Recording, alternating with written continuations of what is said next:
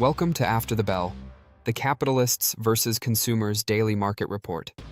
Here is everything that moved the market today, Wednesday, April 29th, 2026. And tonight, the biggest earnings moment of the year is happening right now after the close. We have a lot to get into. This video is for educational purposes only and not financial advice. Please hit the like button and subscribe so you never miss a daily report. Let's get into it. The numbers at the close. The market spent most of today in a holding pattern, waiting. And honestly, that makes complete sense given what was coming after the bell. The S&P 500 closed essentially flat, edging down about 0.2%. The Nasdaq slipped approximately 0.4%. The Dow Jones Industrial Average fell about 0.6%, dragged lower by Boeing and Goldman Sachs. The Russell 2000 Small Cap Index dropped over 1% for the second consecutive session, a sign that investors are rotating defensively and concentrating in large cap names ahead of earnings. The market was in wait-and-see mode all day. And tonight, it gets its answer. The Fed decision. Rates held. Powell speaks at 2 p.m. Eastern. The Federal Reserve announced its interest rate decision. As expected, rates were held unchanged. No surprise there. Traders had priced in essentially a 100% probability of no move. But here is what matters. This was Jerome Powell's second-to-last press conference as Fed chair. He steps down in May, and Kevin Warsh, who cleared the Senate Banking Committee today in a party-line vote of 13-11, will take over. Powell's message today was clear and somewhat hawkish. He acknowledged that the economy remains resilient. Consumer spending is holding up, the labor market is stable, GDP growth is still positive. But he was direct about inflation concerns. With oil above $100 a barrel driven by the Iran conflict, the path to rate cuts is not clear. Powell said the Fed needs to see more progress on inflation before it can ease policy. The market had been hoping Powell might signal rate cuts coming later this year. He did not give that signal clearly. And the market's muted reaction, staying flat rather than rallying, tells you investors did not get the green light they wanted. The key phrase that will be analyzed all week. Powell said the Fed is in a good position to wait and see how things develop. In Fed language, that means do not expect rate cuts anytime soon. The Kevin Warsh development. While Powell was speaking, the Senate Banking Committee voted to advance Kevin Warsh's nomination to lead the Federal Reserve. The vote fell exactly along party lines. All 13 Republican members voted in favor, and all 11 Democrats voted against. That sends Warsh's nomination to the full Senate for a confirmation vote.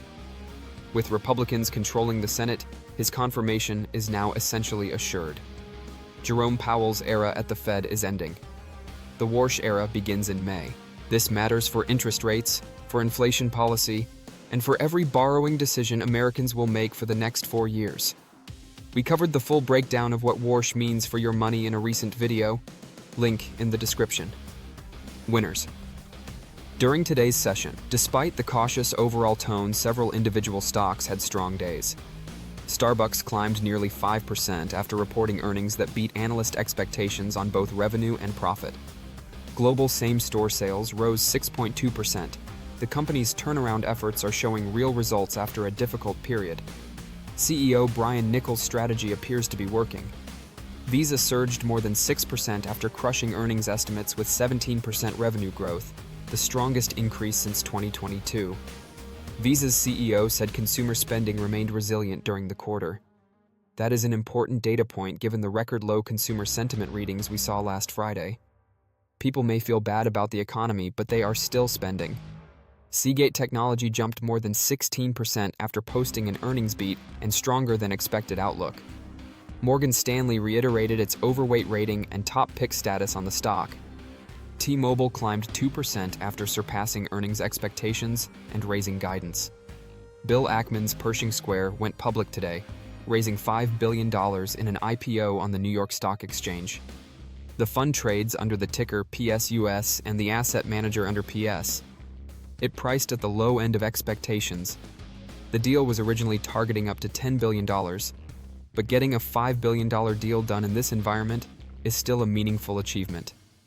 Losers today. Booking Holdings, the travel platform, slipped 5% after reducing its guidance. The company cited the Middle East conflict as a headwind. That makes sense. When oil is above $100 and a war is affecting a major travel region, people book fewer trips. Boeing and Goldman Sachs were the biggest drags on the Dow today, though neither had specific negative news. They appear to be caught in broader defensive rotation. Oil stays elevated. Oil prices remained elevated throughout the session. West Texas Intermediate crude stayed above $97 per barrel. The Iran situation continues to be the dominant driver. President Trump reportedly rejected Iran's latest proposal to reopen the Strait of Hormuz, telling aides to prepare for an extended blockade. Until there is a credible resolution, oil prices are likely to remain high, and high oil means elevated inflation, and elevated inflation means the Fed stays cautious. Now the big story. Tonight's earnings. As we record this, after the Bell report, 4 of the most important companies in the world are releasing their earnings simultaneously. Microsoft, Alphabet, Amazon, and Meta. These 4 companies alone represent roughly 1/5 of the entire S&P 500 by market capitalization and have provided 1/3 of the index's gains since the recent low in March. These 4 companies together have committed to spending approximately $600 billion on AI infrastructure in 2026. Tonight's results are the first real accountability test for that spending. After Tuesday's OpenAI revenue miss, report the market needs to see that the AI infrastructure build-out is generating real returns. Here is what each company needed to deliver. Microsoft needed to show Azure cloud growth at or above 38%. Anything less raises questions about whether enterprise AI spending is slowing down. Alphabet needed Google Cloud growth to continue accelerating past the 48% it delivered last quarter. Strong cloud numbers would confirm that Google is winning the enterprise AI race.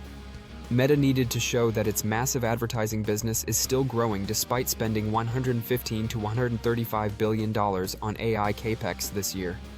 Ad revenue growth and margin guidance were the key numbers to watch. Amazon needed AWS revenue growth above 25% to show that its cloud infrastructure remains a preferred platform for AI workloads. By tomorrow morning, we will know the verdict. And that verdict will set the tone for the entire market for the rest of the week, and possibly the rest of the month. If the results are strong, and prediction markets were pricing in very high probabilities of beats across all 4 companies, the AI trade gets validated, the OpenAI concern gets put in perspective, and the market likely moves higher tomorrow. If any of these companies disappoint, especially on guidance for the rest of the year, the market could extend Tuesday's sell-off, and the AI narrative could face a more serious challenge. This is the moment.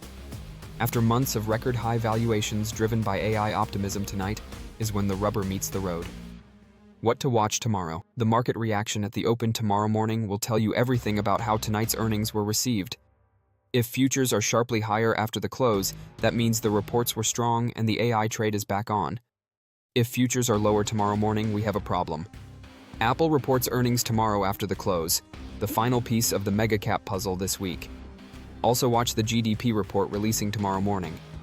First quarter GDP data will give us the clearest picture yet of how the economy is holding up under the pressure of elevated oil prices and the Iran conflict. And keep watching oil. Every development in the Strait of Hormuz situation moves energy prices and inflation expectations in real time. The bottom line for everyday investors. Today was a day defined by waiting. The Fed gave no clear signal on rate cuts. The market treaded water. And 4 of the world's most powerful companies are reporting results as you watch this. By tomorrow morning, the picture will be much clearer. Either the AI trade gets confirmed and this market continues higher, or the cracks that appeared Tuesday get wider and a correction becomes more likely. Whatever the outcome, your long-term investment strategy does not change based on one earnings night. Stay diversified. Stay consistent. Let the data tell the story. That is your After the Bell report for Wednesday, April 29th, 2026, here at Capitalists vs. Consumers. Please hit the like button. It helps more people find this content. Subscribe and turn on notifications so you never miss a daily report. This Friday after the close, we do our full weekly breakdown. And with everything that happened this week, it is going to be one of the biggest episodes yet. We will see you at the closing bell tomorrow. Recommended reading for investors: The Psychology of Money by Morgan House, The Little Book of Common Sense, Investing by John Bogle, A Random Walk Down Wall Street by Burton Malky, This video contains affiliate links. I may earn a small commission at no extra cost to you.